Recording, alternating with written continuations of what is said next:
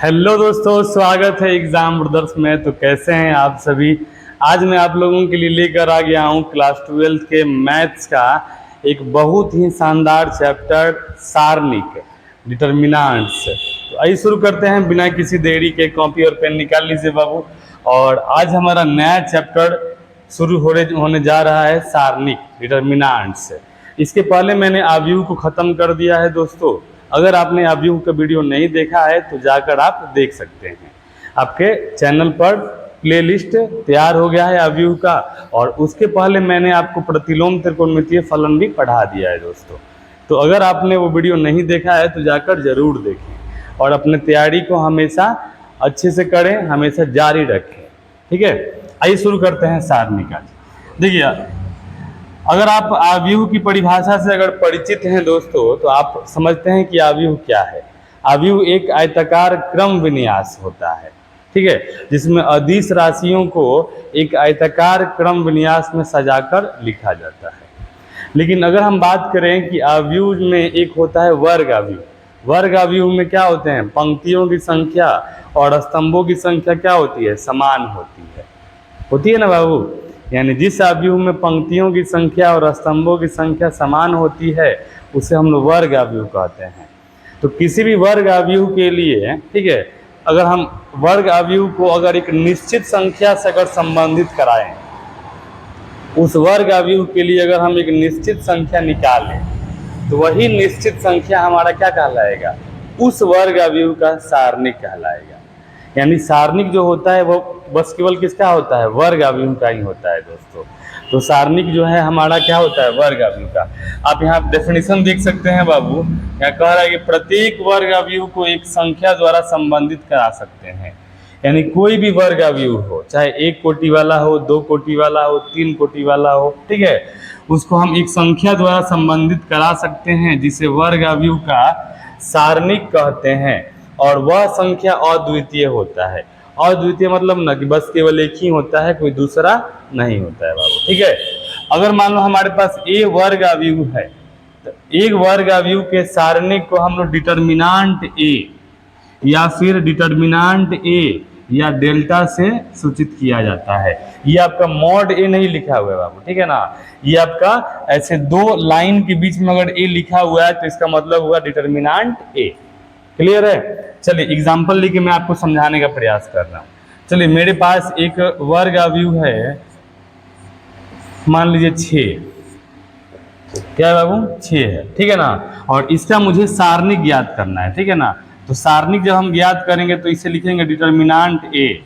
और यहाँ 6 को भी हमें ऐसे ही लिखना पड़ेगा, डिटर्मिनेंट ए। यानी अब हमें क्या करना है ना, सारणिक को जो हम लिखेंगे तो दो ऐसे लाइन के बीच में लिखेंगे बाबू। अब हम बड़े कोष्ठक का यूज़ नहीं करेंगे, ठीक है ना, क्योंकि अवयव में बड़े कोष्ठक का यूज होता है। और आपको मैंने बताया है कि बस केवल अच्छा लगने के लिए, यानी अवयव को अच्छा लगने के लिए बड़े या छोटे कोष्ठक के अंदर लिखा जाता है। कोई नियम नहीं है कि लिखना ही है। क्लियर। यानी लेकिन यहाँ पे सारणिक को हमें दो लाइन के बीच में लिखना है और इसे हम लोग मॉड नहीं बोलेंगे। ये हमारा मापांक नहीं है बाबू, ठीक है ना, ये हमारा सारणिक है। और इसका मान जो होगा वो हमारा क्या हो जाएगा, 6 हो जाएगा। क्लियर। उसी तरह अगर हम कहेंगे, मान लीजिए b बराबर आपको मिल गया, ऐसे मान लो मिल गया -5, तो इसका सारणिक बोलिए क्या हो जाएगा बाबू, डिटर्मिनेंट b बराबर डिटर्मिनेंट 5। अब ऐसा नहीं है कि ये मॉड के अंदर है, बाहर निकलेगा तो क्या होगा, 5 हो जाएगा, ऐसा नहीं है, ये आपका मॉड नहीं है। क्लियर, समझ में आ रहा है ना बाबू। उसी तरह अगर हम यहाँ बोलेंगे कि हमारे पास c कोई क्या है, अवयव है, चलिए यहाँ पे 3/2, 3/2। तो इसका अगर हम डिटर्मिनेंट निकालेंगे तो मॉड c बराबर मॉड 3, सॉरी मॉड नहीं भाई, देखो हम भी मॉड बोलने लगे, मॉड नहीं, डिटर्मिनेंट c बराबर डिटर्मिनेंट 3/2। और इसका मान भी हमारा क्या हो जाएगा, 3/2। क्लियर, ये समझ में आ गया ना बाबू। चलो, तो यह था 1 कोटि वाला। कितने कोटि वाला, 1 कोटि। अब बात करते हैं 2 कोटि वाले। जैसे मान लीजिए हमारे पास एक वर्ग अवयव है कुछ इस तरह का, 2, 4, 6 -2, ठीक है। और इसका मुझे डिटर्मिनेंट ज्ञात करना है।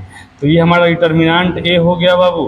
और इसे भी हम ऐसे लिखेंगे 2 4 6 -2। क्लियर। अब इसे हम हल कैसे करेंगे, तो बस मैं केवल यहाँ पे आपको परिभाषा बता रहा हूँ, ठीक है ना। हम बारी बारी से इसके बारे में विस्तार पूर्वक पढ़ेंगे कि कैसे हल होगा। फिलहाल आप समझ लीजिए कि यहाँ पर क्या होगा ना कि इसमें गुना होगा, 2 में -2 से गुना होगा, 2 गुने -2, फिर यहाँ माइनस देना है, और 4 गुने 6, 4 गुने 6। अगर हम इसको हल करेंगे तो 2 दूनी क्या हो जाएगा -4 -4 छक 24। तो बोलिए माइनस माइनस क्या होता है बाबू, प्लस। तो ये हमारा हो जाएगा -28, यानी -28 हमारा क्या होगा, यानी सारणिक होगा, ठीक है ना। इस सारणिक का मान होगा यानी किसके, ए वर्ग अवयव का सारणिक हमारा हो जाएगा -28। क्लियर। उसी तरह मान लीजिए हमारे पास अगर मान लीजिए बी है, क्या है बाबू, बी मान लो 7 8 6 5, ठीक है। और इसका मुझे क्या करना है, इसका निकालना है मुझे सारणिक। तो हो जाएगा डिटर्मिनांट बी बराबर, डिटर्मिनांट बोलिए क्या हो जाएगा, 7 8 6 5। और डिटर्मिनांट कैसे हल करना है बाबू बोलो, यहाँ पर इसको गुना करना है ऐसे 7 में 5 से, 7 5 35, फिर यहाँ माइनस देना है। ये सब कैसे हो रहा है मैं आपको आगे बताने वाला हूँ, ठीक है, लोड नहीं लेना है। 8 6 48। फिलहाल आप ही समझिए कि सारणिक होता क्या है, ठीक है। अब यहाँ 48 में से 35 जाएगा, क्या हो जाएगा हमारा -13 आंसर हो जाएगा। क्लियर है बाबू, समझ में आ रहा है ना जी।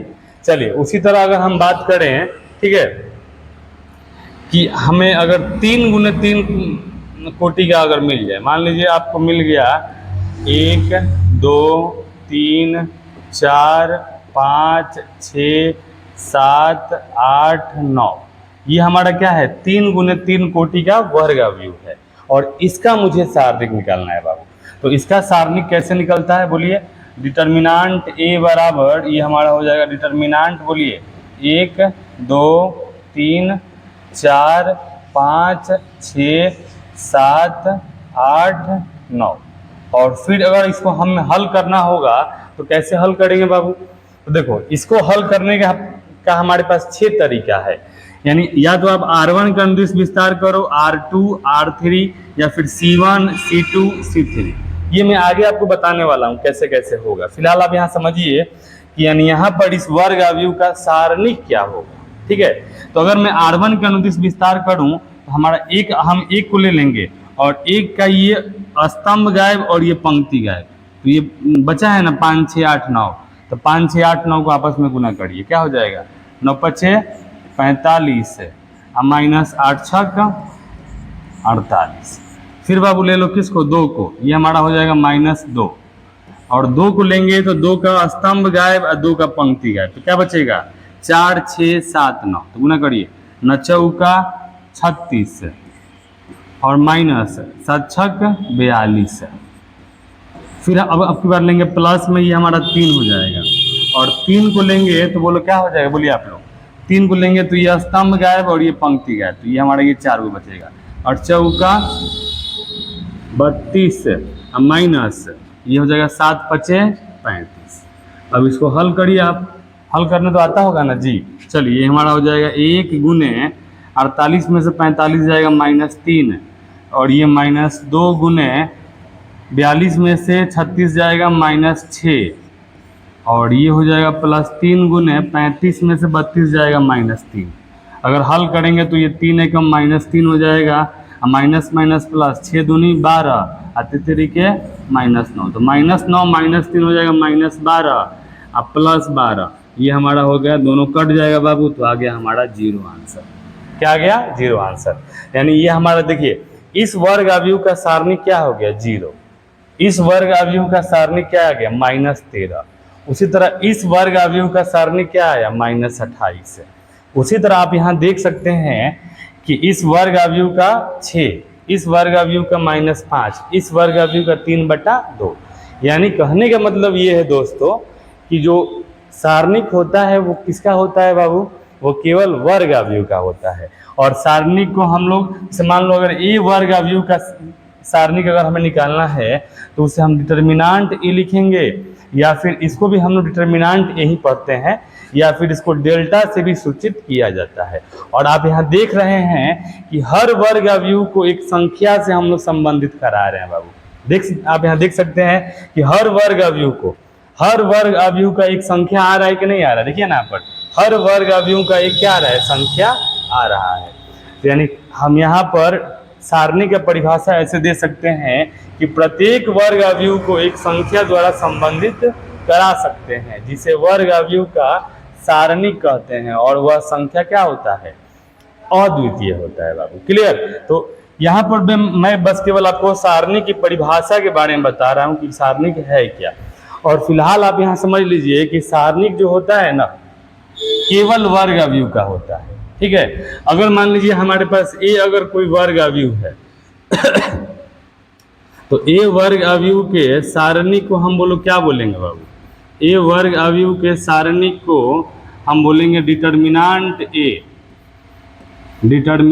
ए बोलेंगे, या फिर इसी को हम लोग डिटर्मिनांट ए बोलते हैं, या फिर इसी को बाबू डेल्टा से रिप्रेजेंट किया जाता है। अगर हम मान लो हमारा v कोई वर्ग अवयव है तो v के सारणी को हम क्या बोलेंगे, बोलिए डिटर्मिनांट b बोलेंगे, या फिर इसी को हम डिटर्मिनांट b ऐसे लिखते हैं, या फिर डेल्टा से सूचित किया जाता है। क्लियर। तो आप मुझे उम्मीद है आपको सारणी का परिभाषा समझ में आया होगा। थैंक यू, धन्यवाद।